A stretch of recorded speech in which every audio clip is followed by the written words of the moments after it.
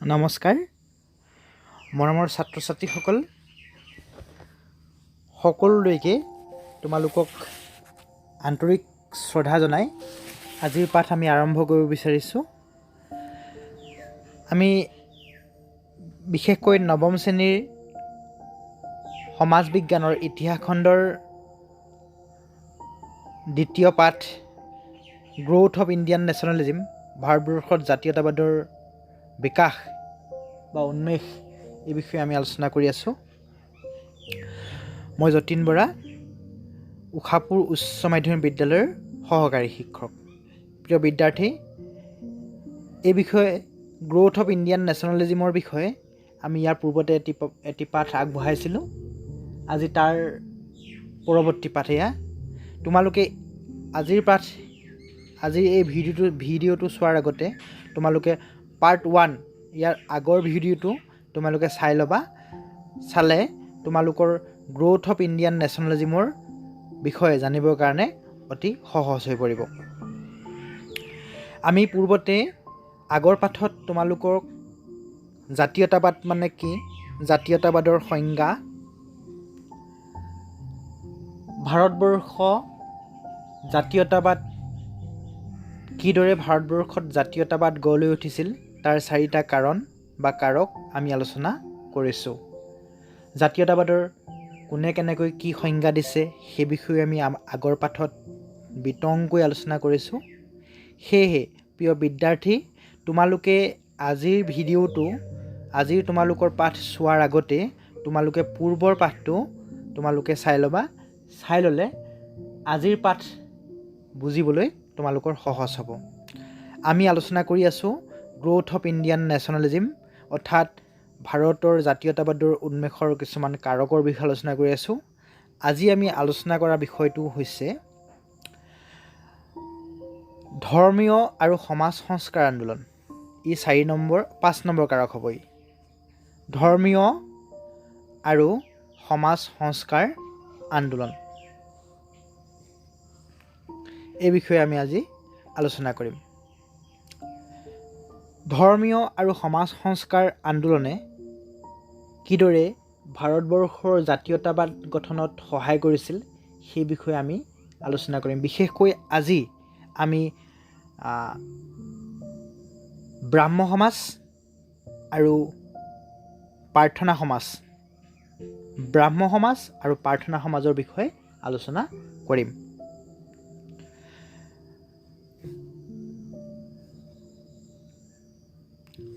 প্ৰথমেই আমি ভাৰতীয় সমাজত থকা কিছুমান কুপ্ৰথাৰ বিষয়ে জানি লওঁ আহা। এই ধৰ্মীয় আৰু সমাজ সংস্কাৰ আন্দোলন কিয় কৰিবলগীয়া হ'ল?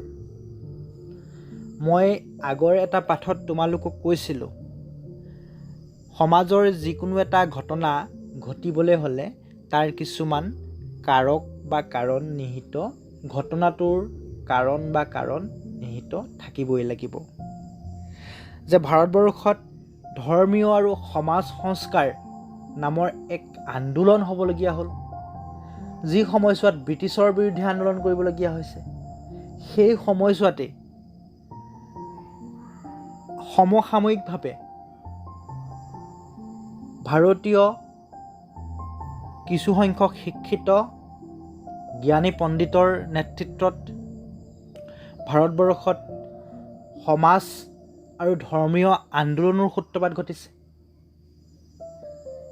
বা তাৰ আগতেও ই এক ধাৰাবাহিক প্ৰক্ৰিয়া হিচাপে ভাৰতবৰ্ষত চলি আছে।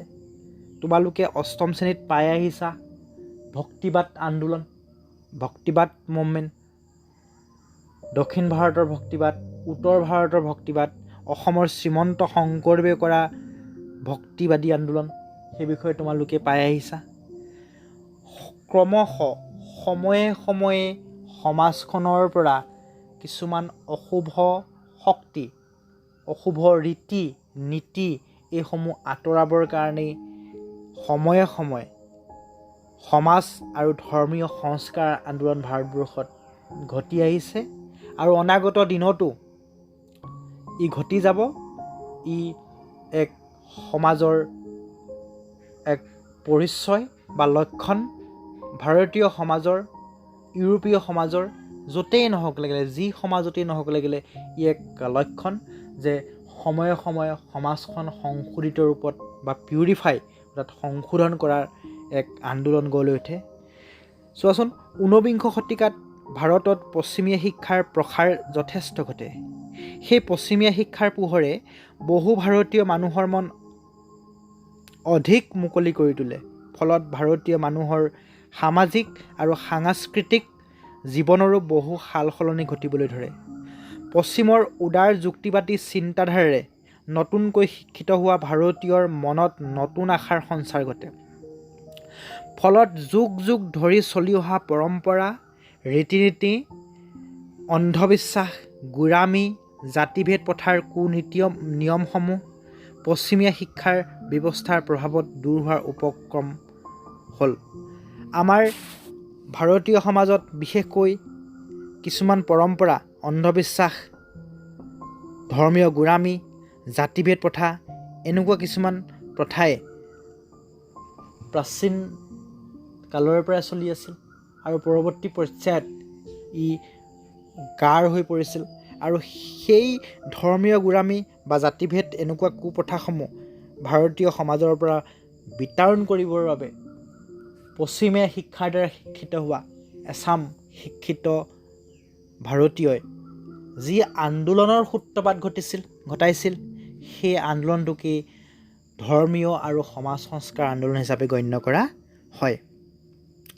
প্ৰিয় বিদ্যাৰ্থী, আমি যিখন ভাৰতবৰ্ষত বসবাস কৰি আছোঁ, এই ভাৰতবৰ্ষত অস্পৃশ্যতাৰ নিচিনা সামাজিক কুপ্ৰথাই গ্ৰাস কৰিছিল। অস্পৃশ্যতা অৰ্থাৎ মানুহক মানুহে স্পৰ্শ কৰিব নোৱাৰে, মানুহক মানুহে চুব নোৱাৰে। এনেকুৱা ৰীতি নীতি কিছুমান আছিল যে মানুহে মানুহক চুলে জাত যায়। ভাৰতবৰ্ষত এনেকুৱা কিছুমান ৰীতি নীতি আছিল যে যদি এজন নিম্ন জাতিৰ মানুহে উচ্চ বৰ্ণ মানুহ এজনক স্পৰ্শ কৰে, তেওঁ পৰাচিত হ'বলগীয়া হৈছিল। প্ৰিয় বিদ্যাৰ্থী, ভাৰতবৰ্ষত এনেকুৱা কিছুমান কুনীতি আছিল, নিয়ম আছিল যে এগৰাকী 11 বছৰীয়া বা 12 বছৰীয়া কন্যাক এজন 30-35 বছৰীয়া মানুহলৈ বিয়া দিয়া নিয়ম আছিল। অৰ্থাৎ বাল্য বিবাহ ভাৰতবৰ্ষত প্ৰচলন আছিল। এতিয়াও ভাৰতবৰ্ষৰ কিছু কিছু প্ৰান্তত এই বাল্য বিবাহ এতিয়াও চলি আছে। যি সময়ত এগৰাকী কন্যাই ফুল ভাল পাবলৈ শিকে, চৰাই চিৰিকটি ভাল পাবলৈ শিকে, খেলিবলৈ ভাল পায়, সেই সময়ছোৱাতেই তেওঁক এঘৰলৈ উলিয়াই দিয়া হয়। তোমালোকে এই বিষয়ে বিতংকৈ জানিবলৈ বহুতো ভাৰতবৰ্ষত কিতাপ আছে। আমাৰ অসমীয়া সমাজতো এই পৰম্পৰা আছিল। সেই পৰম্পৰা বিশেষকৈ উচ্চবৰ্ণ মানুহৰ মাজত অসমত এই পৰম্পৰাটো আগৰ দিনত ব্ৰিটিছৰ সময়ত আছিল। সেই বিষয়ে তোমালোকে যদি জানিব বিচৰা, মই তোমালোকক দুখন কিতাপৰ নাম দিছোঁ। সেই দুখন খুব মনোগ্ৰাহী কিতাপ, পঢ়িও ভাল পাবা। আৰু সেই কিতাপ দুখন তোমালোকে যদি পঢ়া, এই আমাৰ অসমীয়া সমাজত চলি থকা সেই সময়ৰ কুপ্ৰথাসমূহ গম পাবা। কিতাপ দুখন হ'ল অনুৰাধা শৰ্মা পূজাৰীৰ দ্বাৰা ৰচিত এখন মেৰেং, নিশ্চয় তোমালোকে নামটো শুনিছা।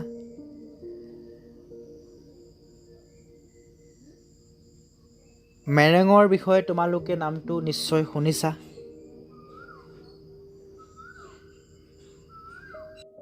অসমৰ যশস্বী নাট্যকাৰ, সাহিত্যিক পণ্ডিত অৰুণ শৰ্মাৰ দ্বাৰা ৰচিত এখন উপন্যাস আশীৰ্বাদৰ ৰং। এই উপন্যাসখন যদি তোমালোকে অধ্যয়ন কৰা, তেতিয়াও অসমীয়া সমাজত ঘটি থকা সেই সময়ৰ কুৰীতি, নাৰীক কৰা অত্যাচাৰ, সেই বিষয়ে তোমালোকে বিতংকৈ জানিব পাৰিবা। আৰু ভাৰতবৰ্ষত এই ৰীতি নীতিসমূহ চলি থকাৰ সময়তে কিছু সংখ্যক লোক যেনে ৰাজা ৰামমোহন ৰায়, ঈশ্বৰচন্দ্ৰ বিদ্যাসাগৰ, মহাদেৱ গোবিন্দ ৰানাড, কেশৱ চন্দ্ৰ সেন আদি ব্যক্তিসকলে এই কুৰীতিসমূহ কুনিয়মসমূহ আঁতৰাবৰ কাৰণে তেওঁলোকে উঠি পৰি লাগিছিল। তাৰ ফলস্বৰূপে ভাৰতবৰ্ষত ব্ৰাহ্ম সমাজ, প্ৰাৰ্থনা সমাজ, আৰ্য সমাজ, ৰামকৃষ্ণ মিছন এনেকুৱা সমাজ সংস্কাৰী কিছুমান সংগঠন গঢ় লৈ উঠিছিল। সেই বিষয়ে তোমালোকক পিছলৈ আমি বহলাই আলোচনা কৰিম। প্ৰিয় বিদ্যাৰ্থী, আমাৰ এইখন সমাজতে স্ত্ৰীক শিক্ষা দিয়া হোৱা নাছিল আগৰ সমাজ ব্যৱস্থাত। আৰু এনেকুৱা কিছুমান নিয়ম আছিল যে স্বামী যদি মৃত্যু হয় তেতিয়াহ'লে তেওঁৰ ধৰ্মীয় পত্নীয়ে সেই স্বামীৰ জ্বলন্ত চিতাত আত্মজা যাব লাগে, যাক সতীদাহ প্ৰথা বুলি কোৱা হৈছিল। এনেকুৱা কিছুমান অত্যন্ত বেয়া প্ৰথা ভাৰতবৰ্ষত প্ৰচলন আছিল। এই প্ৰথাসমূহ আঁতৰাবৰ কাৰণে এই মহান ব্যক্তিসকলে আপ্ৰাণ প্ৰচেষ্টা কৰিছিল। তাৰ ফলস্বৰূপে আধুনিক ভাৰতবৰ্ষৰ ভেটিটো গঢ় লৈ উঠিছিল। প্ৰিয় বিদ্যাৰ্থী, তোমালোকে ডাঙৰ হ'লে কিতাপবোৰ যেতিয়া পঢ়িবা, গ্ৰন্থ যেতিয়া অধ্যয়ন কৰিবা, তোমালোকে নিজে নিজে ইয়াৰ বিষয়ে বহুখিনি কথা বিতংভাৱে জানিব পাৰিবা। এতিয়া আহোঁচোন আমি আমাৰ আজিৰ পাঠৰ মূল বিষয়লৈ আলোচনা কৰিবলৈ যাওঁ। প্ৰথমে আমি কৈছিলোঁ যে আজি ব্ৰাহ্ম সমাজৰ বিষয়ে আলোচনা কৰিম। ব্ৰাহ্ম সমাজ এজন ব্যক্তি হৈছে ৰাজা ৰামমোহন ৰায়।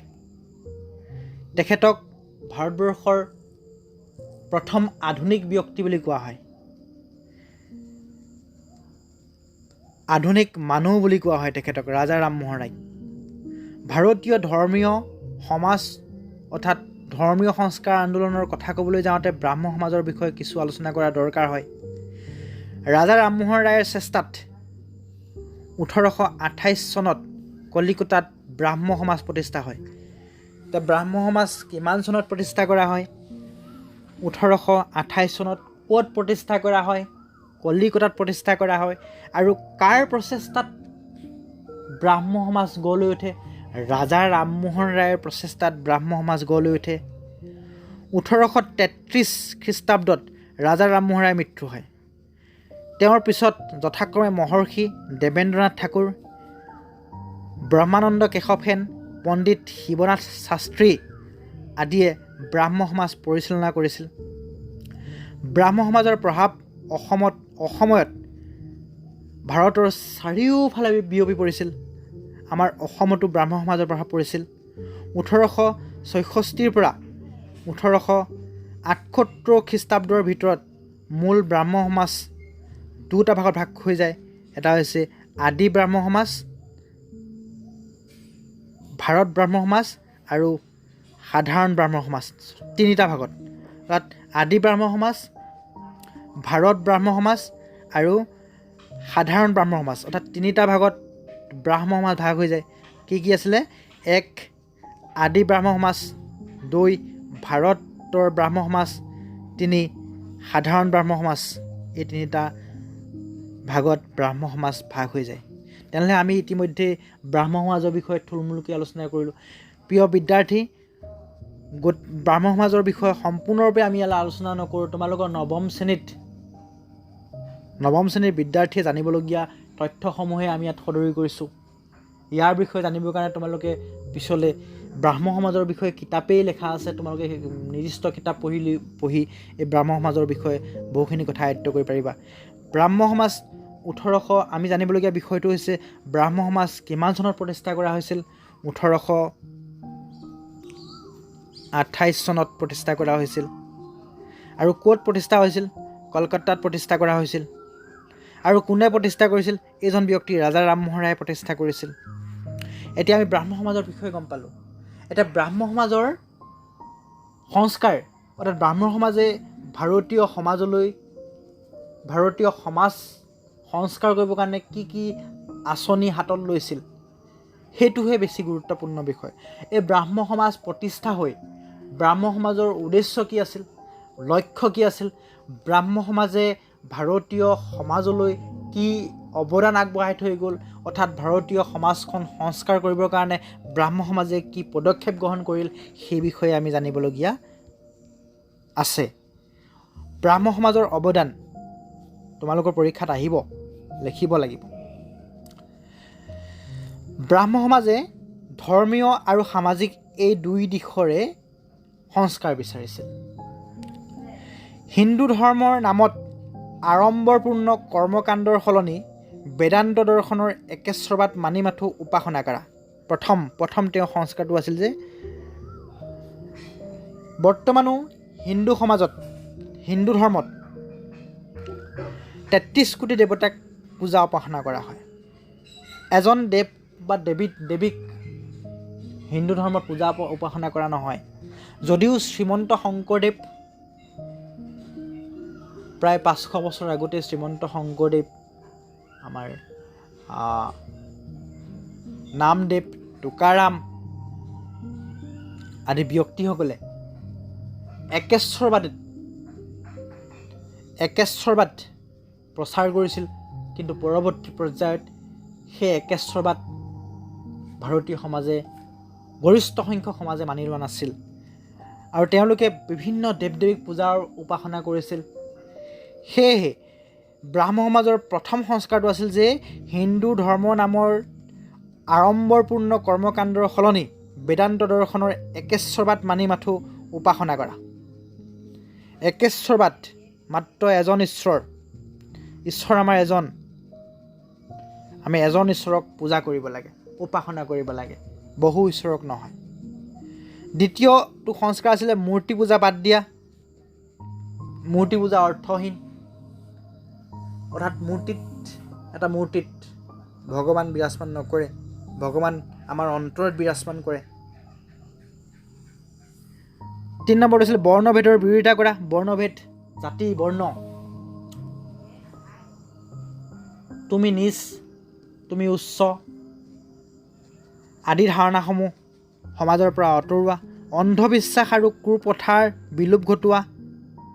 অন্ধবিশ্বাস আৰু কুপ্ৰথা ভাৰতীয় সমাজৰ বিলোপ ঘটোৱা। ইয়াৰ পিছৰটো আছিল যে সকলোৰে মাজত শিক্ষাৰ পোহৰ বিলোৱা। সকলোৰে মাজত শিক্ষাৰ পোহৰ বিলোৱাটো আছিল ব্ৰাহ্ম সমাজৰ এক সংস্কাৰী কৰ্ম আছিল। অতি গুৰুত্বপূৰ্ণ এটা পদক্ষেপ ব্ৰাহ্ম সমাজে লৈছিল, মহিলাৰ সামাজিক মৰ্যাদা উন্নত কৰা। মহিলাসকলৰ সামাজিক মৰ্যাদা উন্নত কৰিবৰ কাৰণে ব্ৰাহ্ম সমাজে গুৰুত্বপূৰ্ণ ভূমিকা পালন কৰিছিল। সামাজিক সাম্য, যুক্তিবাদী সমাজ, মানৱতা, ব্যক্তি স্বাধীনতা আদিৰ হকে থিয় দি ব্ৰাহ্ম সমাজে ভাৰতীয় সমাজত এক আলোড়নৰ সৃষ্টি কৰিছিল। তাৰ উপৰিও হিন্দু সমাজত বহু বিবাহৰ বিৰোধিতা কৰা, বিধৱা বিবাহৰ সমৰ্থন কৰা, পৰ্দা প্ৰথাৰ বিলুপ্তি ঘটোৱা, বাল্য বিবাহ বন্ধ কৰা, স্ত্ৰী শিক্ষাৰ প্ৰতি পূৰ্ণ সমৰ্থন আগবঢ়োৱা আদি কাৰ্যসূচীৰে ব্ৰাহ্ম সমাজে ভাৰতত এখন প্ৰগতিশীল সমাজ গঢ়াৰ প্ৰচেষ্টা কৰিছিল। ইয়াৰ উদ্দেশ্য অতি মহৎ আছিল। তেওঁলোকে বিধৱা বিবাহ পুনৰ প্ৰচলন কৰিব বিচাৰিছিল। তোমালোকৰ এইডোখৰতে এটা কথা ধাৰণা হ'ব, বিধৱা বিবাহ কেনেকুৱা বিধৱা? সেই সময়ত 15-20 বছৰৰ ভিতৰৰ বহু কন্যা বিধৱা হৈছিল। তোমালোকে আমাৰ নলিনীবালা দেৱীৰ বিষয়ে জানা, তেখেতে 19 বছৰ বয়সতে বিধৱা হৈছিল আৰু সেই বিধৱাসকলক পুনৰ বিবাহ কৰিবৰ কাৰণে এওঁলোকে পৰামৰ্শ দিছিল। পৰ্দা প্ৰথা বিলুপ্তি ঘটোৱা, বাল্য বিবাহ একেবাৰে বেয়া প্ৰথা আছিল ভাৰতবৰ্ষত, সেইটো বন্ধ কৰা হৈছিল আৰু স্ত্ৰী শিক্ষাৰ প্ৰতি পূৰ্ণ সমৰ্থন আগবঢ়াইছিল। এয়াই আছিল ব্ৰাহ্ম সমাজৰ অৱদান। এতিয়া আহোঁ আমাৰ প্ৰাৰ্থনা সমাজৰ বিষয়ে। ব্ৰাহ্ম সমাজৰ আদৰ্শ বিলোৱাৰ উদ্দেশ্যেৰে কেশৱ সেনে ভাৰতৰ বিভিন্ন ঠাই ভ্ৰমণ কৰে। কোনে? কেশৱ সেনে ভাৰতবৰ্ষৰ বিভিন্ন ঠাইত ভ্ৰমণ কৰাৰ উদ্দেশ্যটো কি আছিল? যে ব্ৰাহ্ম সমাজৰ আদৰ্শসমূহ বিস্তাৰ কৰা, বিলাই দিয়া। ব্ৰহ্মানন্দ কেশৱ সেনৰ দ্বাৰা পৰিচালিত ব্ৰাহ্ম সমাজৰ প্ৰেৰণাৰে 1867 খ্ৰীষ্টাব্দত মহাৰাষ্ট্ৰত প্ৰাৰ্থনা সমাজ প্ৰতিষ্ঠা হয়। আত্মাৰাম পাণ্ডুৰাং নামৰ এজন মহাৰাষ্ট্ৰীয় সমাজ সেৱকৰ উদ্যোগত প্ৰাৰ্থনা সমাজ গঢ়ি উঠে। এতিয়া কথা হ'ল, প্ৰাৰ্থনা সমাজ এজন ব্যক্তি হৈছে আত্মাৰাম পাণ্ডুৰাং। এওঁৰ প্ৰচেষ্টাতেই মহাৰাষ্ট্ৰত প্ৰাৰ্থনা সমাজ গঢ় লৈ উঠে। কাৰ অনুপ্ৰাণিতত? কেশৱ চন্দ্ৰ সেনৰ অনুপ্ৰাণিতত আত্মাৰাম পাণ্ডুৰাঙৰ প্ৰচেষ্টাত মহাৰাষ্ট্ৰত 1867 খ্ৰীষ্টাব্দত প্ৰাৰ্থনা সমাজ গঢ় লৈ উঠে। প্ৰিয় বিদ্যাৰ্থী, নিশ্চয় তোমালোকে পৰীক্ষাত আহিলে লিখিব পাৰিবা প্ৰাৰ্থনা সমাজ কিমান চনত প্ৰতিষ্ঠিত হয় বা প্ৰতিষ্ঠা কৰা হয়? 1867 চনত। ক'ত প্ৰতিষ্ঠা কৰা হয়? মহাৰাষ্ট্ৰত। কোনে প্ৰতিষ্ঠা কৰে? আত্মাৰাম পাণ্ডুৰাঙে। আত্মাৰাম পাণ্ডুৰাঙৰ উপৰিও ন্যায়মূৰ্তি মহাদেৱ গোবিন্দ ৰানাডে, R.G. ভাণ্ডাৰকাৰ প্ৰাৰ্থনা সমাজৰ অন্যতম গুৰুধৰোতা আছিল। ঈশ্বৰৰ উপাসনা আৰু সমাজ সংস্কাৰ এই দুটা দিশত নিজ কাৰ্যসূচী সীমাবদ্ধ ৰাখি আগবাঢ়ি যোৱাই প্ৰাৰ্থনা সমাজৰ লক্ষ্য আছিল। হিন্দু সমাজতে থাকি কেনেকৈ নামদেৱ, টুকাৰাম, ৰামদাস আদি সন্ত মহাপুৰুষসকলৰ অমৰ শিকনি পালন কৰি মানৱ সমাজৰ কল্যাণ সাধিব পাৰি, তাকেই প্ৰাৰ্থনা সমাজৰ গুৰুধৰোতাসকলে প্ৰচাৰ কৰিছিল। প্ৰিয় বিদ্যাৰ্থী, মই তোমালোকক কৈছিলোঁ প্ৰায় 9ম শতিকাৰ পৰা ভাৰতবৰ্ষত ভক্তিবাদী আন্দোলনৰ জোৱাৰ উঠিছিল। প্ৰথমে দক্ষিণ ভাৰতত ভক্তিবাদী জোৱাৰ হৈছিল। ভক্তিবাদ তোমালোকে 8ম শ্ৰেণীত পাই আহিছা। 9ম শ্ৰেণীত আলবাৰ্চ আৰু নয়নাৰসকলে ভক্তিবাদৰ গুৰি ধৰিছিল। ইয়াৰ পিছত নামদেৱ, টুকাৰাম, ৰামদাস আদি সন্তসকলে ভাৰতবৰ্ষৰ বিভিন্ন প্ৰান্তত ভক্তিবাদী আন্দোলন চলাই নিছিল আৰু একেশ্বৰবাদ বাণী প্ৰচাৰ কৰি ফুৰিছিল। জাতি, ধৰ্ম, ভাষা, বৰ্ণ সকলোৰ মাজত সমতা প্ৰতিষ্ঠা কৰিবৰ কাৰণে তেওঁলোকৰ ভগৱত প্ৰেম আধাৰ হিচাপে লৈ ভগৱান এজন হিচাপে লৈ তেওঁলোকে সমগ্ৰ ভাৰতবৰ্ষত সংস্কাৰ সাধিব বিচাৰিছিল। আৰু এই ধাৰণাটোকে পৰৱৰ্তী পৰ্যায়ত প্ৰাৰ্থনা সমাজে হিন্দু সমাজতে থাকি, হিন্দু হৈ থাকিয়ে আৰু সেই হিন্দু সমাজখনক নিকা কৰিবৰ কাৰণে তেওঁলোকে প্ৰচেষ্টা কৰিছিল। এতিয়া আহোঁ প্ৰাৰ্থনা সমাজৰ ভাৰতীয় পটভূমিলৈ প্ৰাৰ্থনা সমাজৰ অৱদান।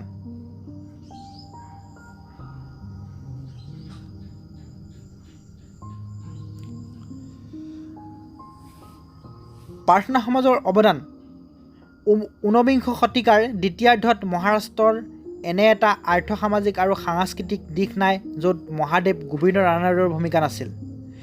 ৰানাডেৰ মহান চেষ্টাতেই 1884 খ্ৰীষ্টাব্দত ডেক্কান এডুকেশ্যন ছ'চাইটি প্ৰতিষ্ঠা হয়। সেইধৰণে 1861 খ্ৰীষ্টাব্দত তেওঁৰ চেষ্টাতে বিধৱা বিবাহ সমিতি স্থাপিত হয়। এইবোৰ স্বেচ্ছাচাৰী সংগঠনৰ প্ৰভাৱ একালত সমগ্ৰ দাক্ষিণাত্যত প্ৰবল হৈ পৰে। জাতিভেদ প্ৰথা দূৰ কৰা, বিধৱা বিবাহ প্ৰচলন পুনৰ কৰা, স্ত্ৰী শিক্ষাৰ প্ৰসাৰ ঘটোৱা, পৰ্দা প্ৰথা দূৰ কৰা, বাল্য বিবাহ বন্ধ কৰা আদি সমাজৰ সংস্কাৰক কাৰ্যসূচীৰ ৰূপ দিয়াই প্ৰাৰ্থনা সমাজৰ মূল লক্ষ্য আছিল। তেনেহ'লে প্ৰাৰ্থনা সমাজৰ মূল লক্ষ্যকেইটা কি আছিল? জাতিভেদ প্ৰথা দূৰ কৰা। প্ৰিয় বিদ্যাৰ্থী, এতিয়াও মানুহৰ মনত জাতিভেদ প্ৰথা এতিয়াও আঁতৰা নাই। সেই সময়ত প্ৰাৰ্থনা সমাজে যি দায়িত্ব, যি কৰ্তব্য পালন কৰিবলৈ যি মহৎ কৰ্ম হাতত লৈছিল, সেই কৰ্ম তেওঁলোকে ইমান নিষ্ঠাৰে কৰিছিল যে মানুহৰ মাজত জাতিভেদ প্ৰথা যে দূৰ কৰিব লাগে, সেই দায়িত্বটো তেওঁলোকে পালন কৰিছিল। আৰু সেই সময়ত বিধৱা বিবাহ প্ৰচলন কৰিছিল। মই বিধৱা বিবাহৰ বিষয়ে আগৰ অৰ্থাৎ ব্ৰাহ্ম সমাজতে কৈ আহিছোঁ। স্ত্ৰী শিক্ষাৰ প্ৰসাৰ, পৰ্দা প্ৰথা দূৰ কৰা, বাল্য বিবাহ বন্ধ কৰা, এইবোৰে আছিল প্ৰাৰ্থনা সমাজৰ মূল সংস্কাৰমূলক কাৰ্যসূচী। সামাজিক, অৰ্থনৈতিক, ধৰ্মীয়, শিক্ষা এই সকলো দিশতে সামগ্ৰিক সংস্কাৰ সাধন কৰি এক প্ৰগতিশীল ভাৰতীয় সমাজ গঢ়ি তোলাৰ বাবে প্ৰাৰ্থনা সমাজৰ অনুগামীসকল কৃতসংকল্প আছিল। প্ৰাৰ্থনা সমাজৰ উদ্যোক্তাসকলৰ জীৱনৰ ব্ৰত আছিল সততে সামাজিক গঠনমূলক কৰা। মহাৰাষ্ট্ৰীয় লোকৰ উপৰিও তেলেগু ভাষীসকলৰ মাজতো প্ৰাৰ্থনা সমাজৰ আদৰ্শই সমাদৰ লাভ কৰিছিল। প্ৰাৰ্থনা সমাজে নাৰী আৰু শিশু কল্যাণৰ হকে বিভিন্ন কাৰ্যসূচী গ্ৰহণ কৰি মহাৰাষ্ট্ৰত এক প্ৰগতিশীল যুগৰ পাতনি মেলে। শিশু সদন, অনাথাশ্ৰম, বিধৱা আশ্ৰম, চিকিৎসালয় আদি প্ৰতিষ্ঠা কৰি প্ৰাৰ্থনা সমাজে প্ৰকৃত সমাজৰ উন্নয়নৰ কাম কৰি দেখুৱাব পাৰিছিল। কিমান মহৎ কাম কৰিছিল চোৱা প্ৰাৰ্থনা সমাজে। প্ৰিয় বিদ্যাৰ্থী, এতিয়া প্ৰাৰ্থনা সমাজৰ বিষয়ে প্ৰশ্ন আহিব পাৰে যে প্ৰাৰ্থনা সমাজ কিমান চনত প্ৰতিষ্ঠা কৰা হৈছিল, প্ৰাৰ্থনা সমাজ প্ৰতিষ্ঠা কৰাৰ মূল ব্যক্তিজন কোন আছিল, প্ৰাৰ্থনা সমাজ ক'ত প্ৰতিষ্ঠা কৰা হৈছিল, প্ৰাৰ্থনা সমাজৰ মূল লক্ষ্য কি আছিল, বা প্ৰাৰ্থনা সমাজৰ সমাজ সংস্কাৰমূলক কাৰ্যসূচী কি আছিল, এই বিষয়ে তোমালোকৰ প্ৰশ্ন আহিব পাৰে। প্ৰিয় বিদ্যাৰ্থী, মই আশা কৰিম তোমালোকে এই ভিডিঅ'টোৰ পৰা তোমালোকে এই প্ৰশ্নসমূহ হেলা ৰঙে কৰিব পাৰিবা। এতিয়া এই পাঠটোৰ পৰা হ'বলগীয়া প্ৰশ্নসমূহ। ব্ৰাহ্ম সমাজ কিমান চনত প্ৰতিষ্ঠা কৰা হৈছিল? ৰাজা ৰামমোহন ৰায় ভাৰতীয় সমাজলৈ অৱদান কি আছিল? ৰাজা ৰামমোহন ৰায় ভাৰতীয় সমাজলৈ অৱদান কি আছিল? ব্ৰাহ্ম সমাজৰ সমাজ সংস্কাৰৰ বিষয়ে লিখা। প্ৰাৰ্থনা সমাজৰ অৱদানৰ বিষয়ে লিখা। প্ৰাৰ্থনা সমাজ কোনে কেতিয়া প্ৰতিষ্ঠা কৰিছিল? প্ৰিয় বিদ্যাৰ্থী, যিসমূহ ছাত্ৰ ছাত্ৰীয়ে মোৰ এই ক্লাছটো অৰ্থাৎ এই পাঠদান গ্ৰহণ কৰিছে, সেই ছাত্ৰ ছাত্ৰীসকলক মই আহ্বান জনাইছোঁ, তেওঁলোকক দিয়া এই প্ৰশ্নসমূহ তেওঁলোকে কৰিব আৰু তেওঁলোকৰ শিক্ষাগুৰুসকলক হোৱাটছএপ যোগে। বৰ্তমান সময় খুব ভাল সময় নহয়, ই আমাৰ কাৰণে অনুকূল সময় নহয়, প্ৰতিকূল সময়। সেইকাৰণে ঘৰতে থাকি তোমালোকৰ ইলেক্ট্ৰনিক মিডিয়া অৰ্থাৎ মোবাইলৰ দ্বাৰা হোৱাটছএপ কৰি তোমালোকৰ শিক্ষাগুৰুসকলে প্ৰেৰণ কৰিবা এই প্ৰশ্নসমূহ উত্তৰ কৰি। আৰু নতুবা তোমালোকে আমাৰ হোৱাটছএপ নাম্বাৰ, এই নাম্বাৰটোলৈ তোমালোকে হোৱাটছএপ অৰ্থাৎ তোমালোকে হোমৱৰ্ক কৰি গৃহকৰ্ম কৰি আমালৈ প্ৰেৰণ কৰিব পাৰিবা।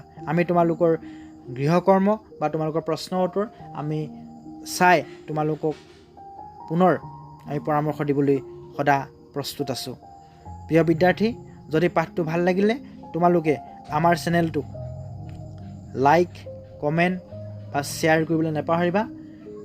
তোমালোক কুশলে থাকা। ধন্যবাদ।